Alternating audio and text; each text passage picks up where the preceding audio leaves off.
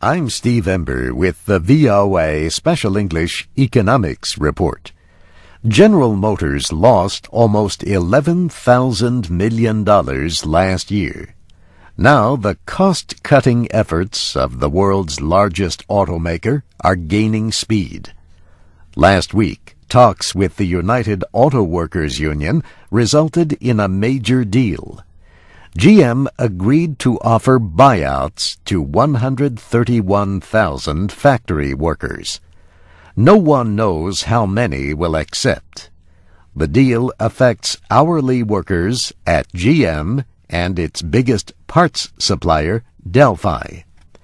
A buyout is an offer of money and sometimes other terms if an employee will agree to leave a job or retire early. Workers at GM who are too young to retire are being offered as much as $140,000 to accept the buyout. They would lose things like their health care plans. Older workers are being offered smaller payments, but the chance to retire early under GM's retirement program. Buyouts are costly, but GM hopes to save money in the long term. Its share of the American car market has been shrinking for years. The offer is part of a plan announced last June to cut 30,000 jobs through 2008.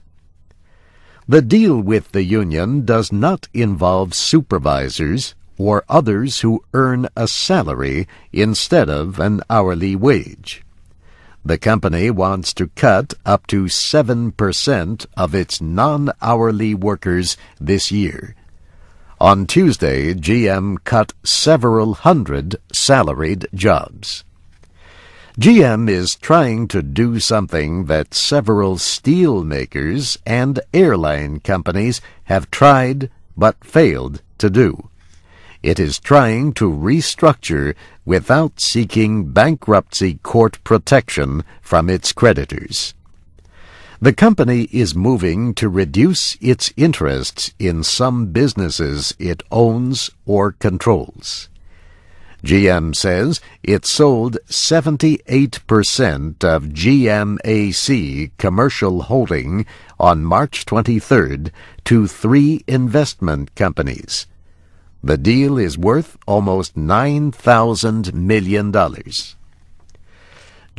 also has agreed to sell its 8% share in the Japanese car maker Isuzu. And the company wants to sell a large share of its financing company that provides loans for cars, homes, and businesses.